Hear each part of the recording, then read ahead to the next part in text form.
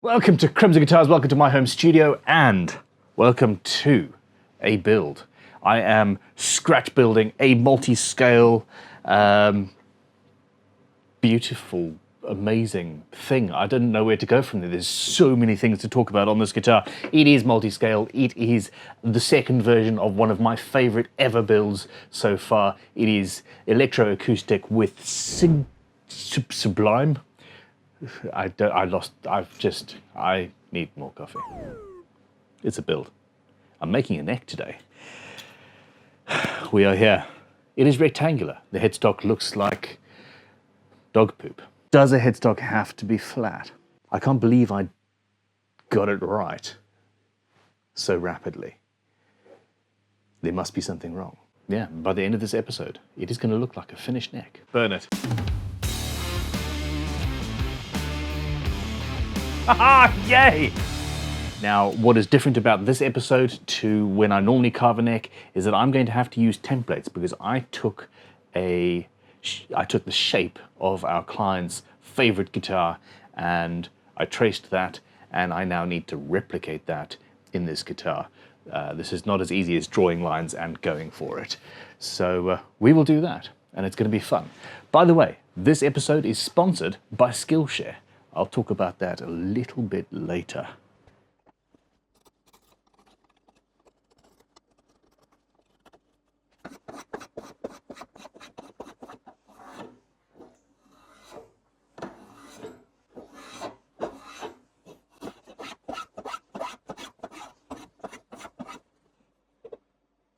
What you doing down there?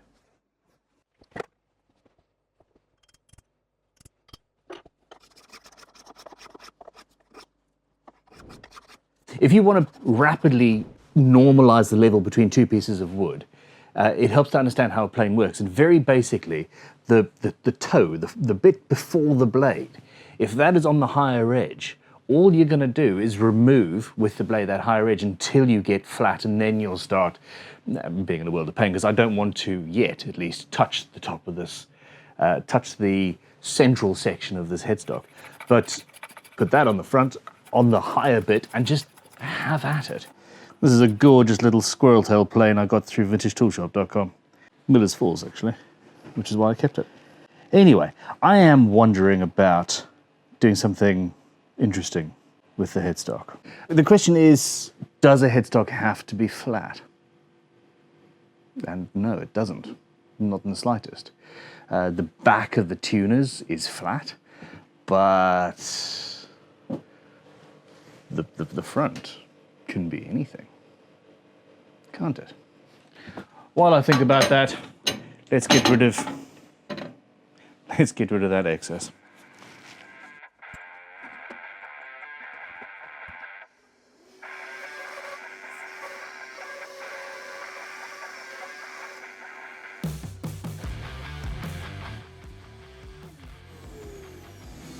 I have a surfeit of door wedges. Really pretty ones. It's just one of the little bonuses. Okay, designing headstocks is not the easiest. It's not easy, but we'll get there. I normally start with a template from another headstock so that I can sort out my tuner spacing holes, etc., etc. But it turns out I don't have any templates here. That sucks. Nice and flat. Start with a center line, which we have, and the nut space.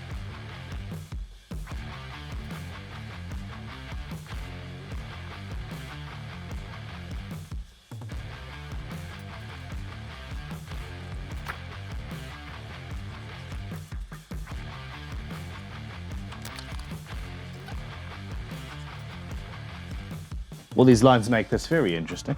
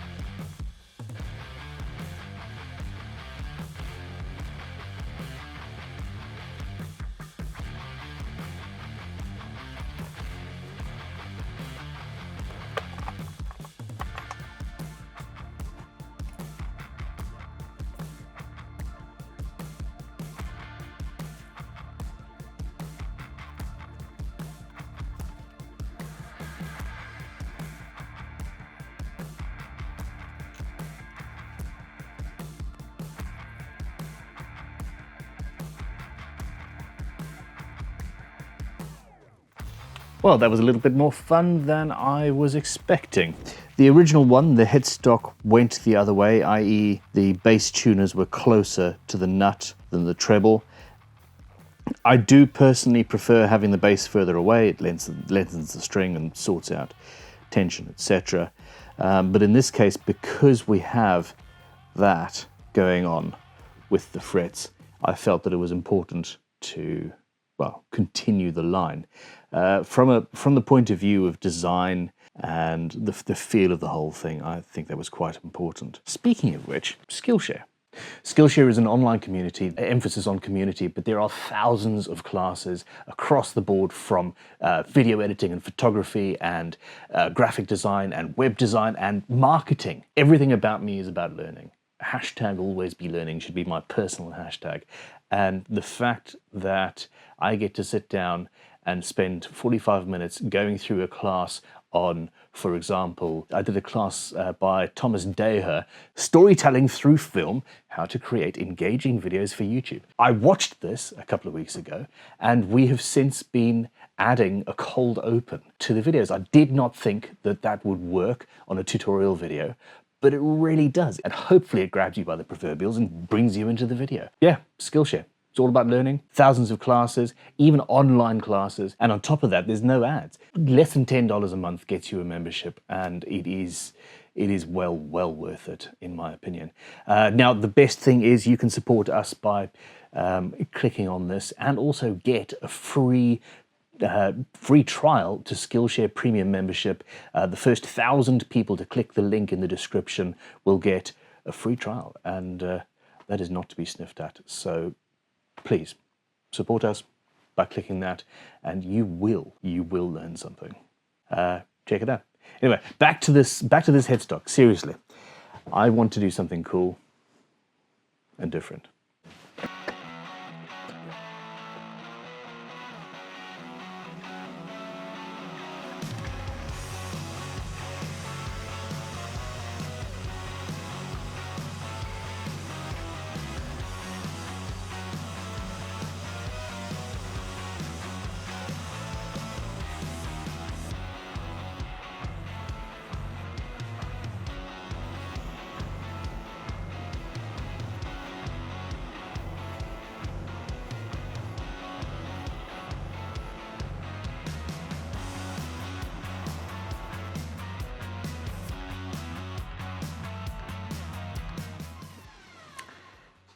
I'm really happy with this. What do you think? So I wanted to go from about 15 millimeters to, say, 13. And I have forgotten to account for the veneer. Now that is the question. Veneer front and back, veneer just on the back, just on the front. This is far too pretty. I'm not going to veneer on the back of that. So veneer just on the front to match the body, and we're good.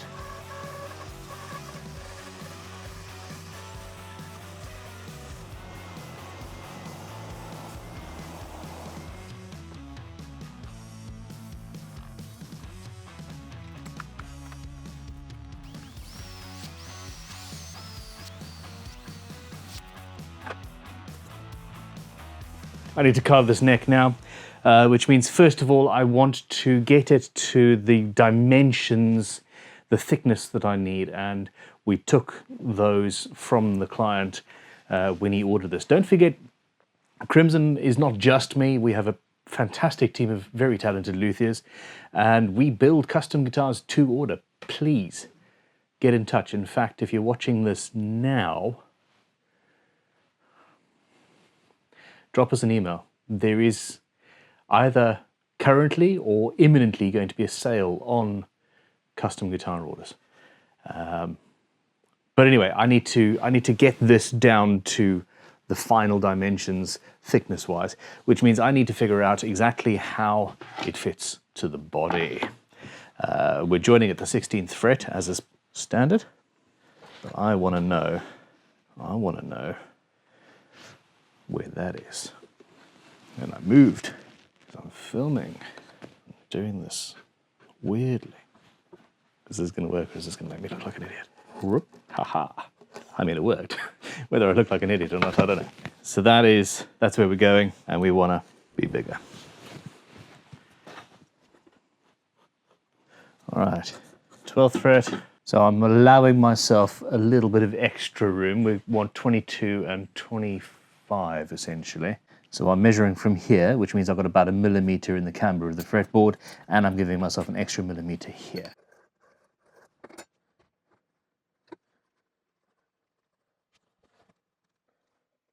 Now, I want to glue on the headstock veneer, I really do, but I most definitely want to carve the neck first, because that's what I fancy doing right now. I'm in the mood.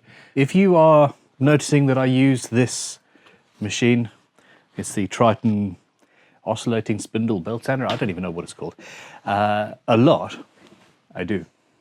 And that is for a very, very good reason. It is one of the most useful machines that I have. The first ever machine that I bought as a guitar builder, the first ever machine ever, was a spindle sander 20 years ago. And it's just get one of these if you don't have one. So amazing. Anyway, I'm going to use this to get me right down to that line.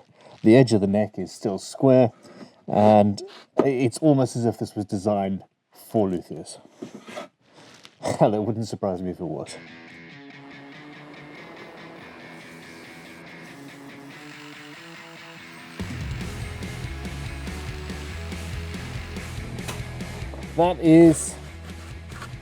That was 180 grit. It's a little bit too fine for what I need. And it is that easy changing the belt.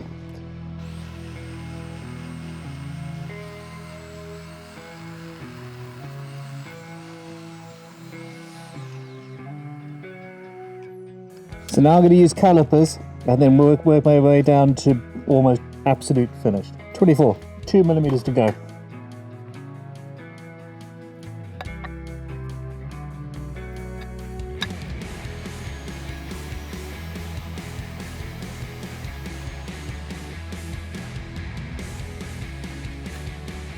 Spot on. Okay. Hi. We're all good. Need to make some templates now. Here's what I have. And I need to make a couple of templates.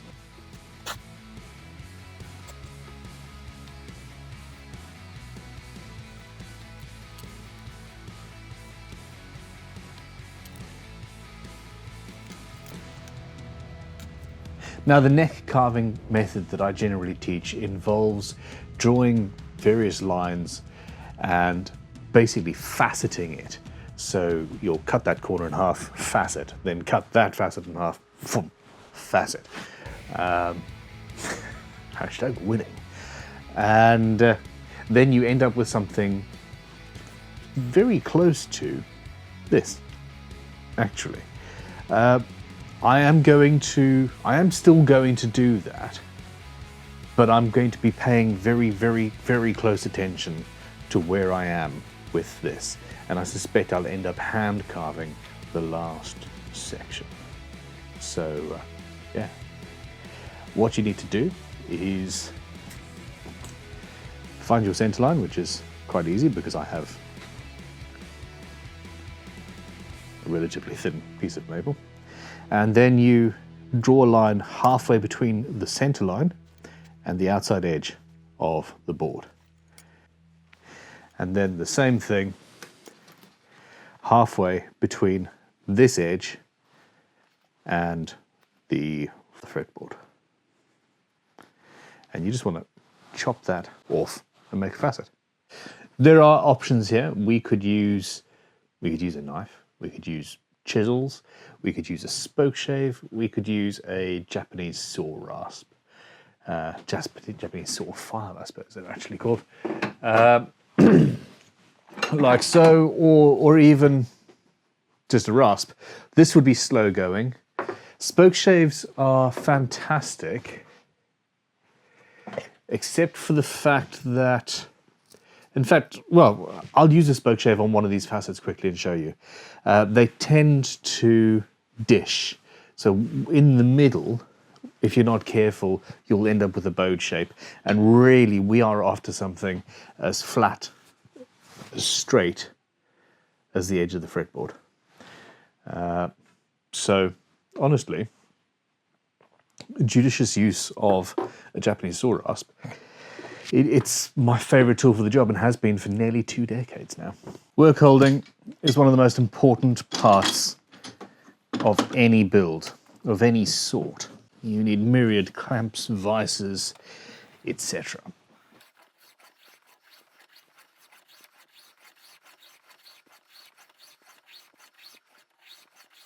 So here you can see how it's getting deeper in the middle and shallower at the edges.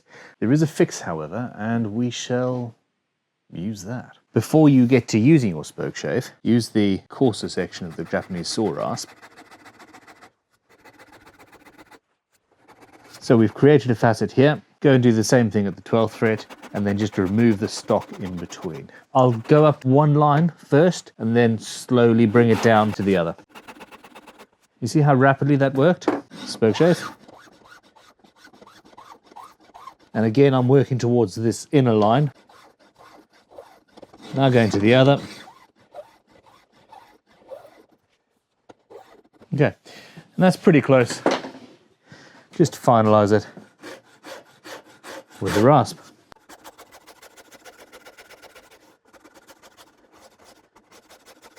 Sorted. The next stage is to bifurcate that facet and this one here, and then join those two lines. Now we'll just use a rasp for this.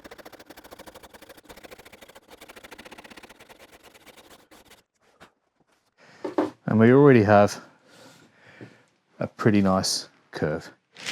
Then finally, halfway through that, to about 1 millimeter into the binding is not a bad idea. Finally, we want to split that line and this one, or that face at least, and that area, using a smaller ruler this time. Crimson's nut slotting rule is nice and flexible. And very droppable. And then we rinse and repeat on the other side. Now, there is another method that could have worked very, very well, and that is use your templates. Here we go. Carve that shape in at the nut and at the 12th fret, and then remove all of the material in between them. It's the way I've always carved necks. In fact, oftentimes I have not had the template and I just eyeball it and go from the width and then what feels comfortable. But we want something that is easy to replicate, and these are the ways that I would suggest if you haven't carved many necks before.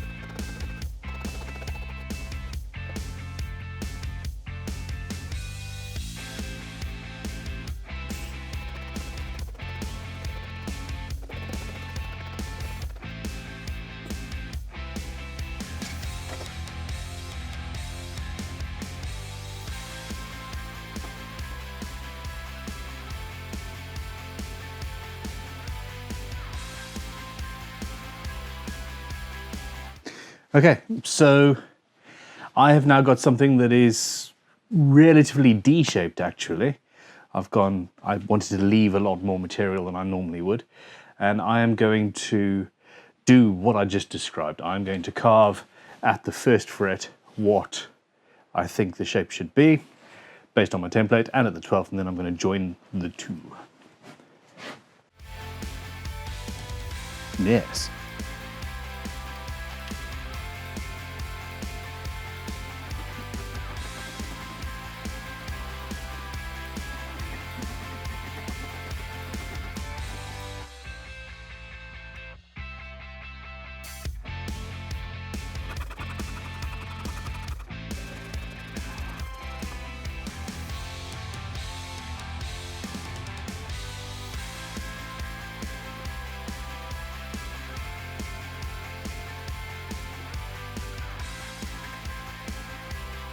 And the rain, while I'm doing this, has come down, and this is my view. Enough of that nonsense. Back to a guitar neck. So I'm getting there, taking a little bit of material off the flanks, and yeah, we're getting close. So here you can see the sort of D shape that I was talking about, and up around there. We've matched what we wanted to match. Now what's different is a lot more of the binding has been carved away. I normally leave the binding fairly straight and only take off the barest minimum of it. But this neck shape, yeah, it's curved all the way up. And that's what the client likes. And I am not going to argue.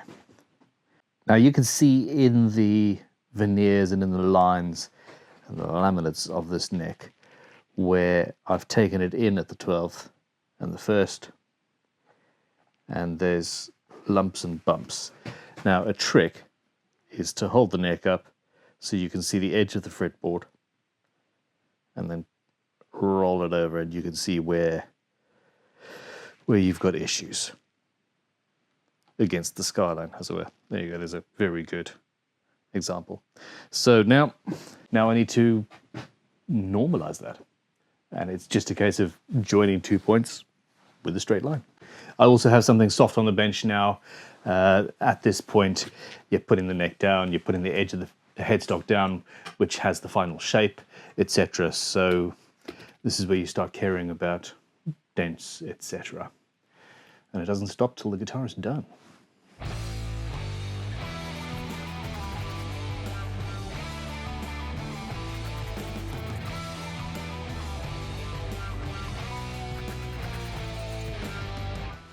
Okay, so I have this very, very, very close to the final shape. There's still a few facets and flat spots, etc.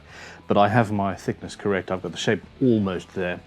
I need to sort out the volute and the body joint, and that is going to involve a half-round rasp. Oh yes.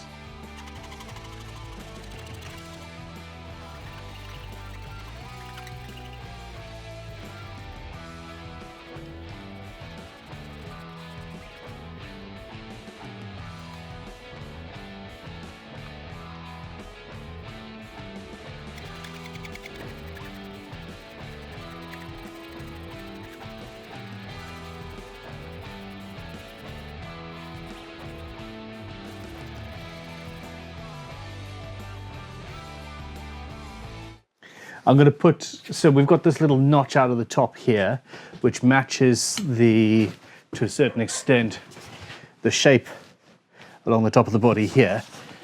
I am going to put that same shape in here where your palm sort of hits, and make sure it's comfortable. Well, it's going to make it more comfortable.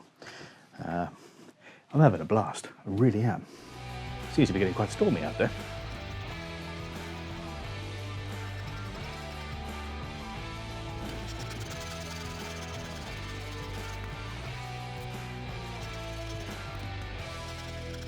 I am 99% happy, and the last 1% is achieved in the final sanding.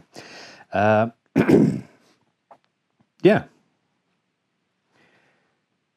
I probably should have been wearing a dust mask during that. This whole time I've been thinking about the headstock. And what I am going to do is learn how to turn my phone off when I'm filming. What I'm going to do is put a modern radius carve on the headstock. The back is going to be flat, the front is going to have a veneer on it, and it's going to have a curve to it like that. Because the back is flat, I will be able to put it on a pillar drill and recess the tuner washers, etc., that whole assembly. I might have to manually cut those down on the lathe to fit in a particularly thin part, but it's going to be a very subtle curve, probably 3 millimeters thinner at the edges than it is in the middle. And that will fit very nicely to the fact that the top itself is going to be curved. I need to say thank you for watching. I'm going to call this video here. We are all mired in the final throes. Well, this video is going live just after Christmas, actually, so everybody's semi-comatose and still eating, I wanted to say scraps, leftovers. I hope you enjoyed this. Please click like and subscribe. I hope you enjoyed yesterday's video, or whatever Christmas Day's video was, because if you haven't watched it, go back and check it out. This guitar is coming together quick pace, and next week, headstock, body. Well, we're nearly there. Thank you for watching. I hope you guys had a fantastic festive period and didn't eat too much. And yeah, go check out crimsonguitars.com. There's a sale going on there, and and there is a giveaway which should have been mentioned in earlier on in the video by far. Maybe Talitha will hear me say this and then go and put in a notice at the beginning. There is also a sale going on at vintagetoolshop.com. My naughty little secret, my hobby business. More than 5,000 vintage tools, individual, all sitting there and waiting to be yours. I'm done. Thank you. Thanks to Skillshare. And yeah, goodbye. See you soon. Click like, subscribe, mash that button.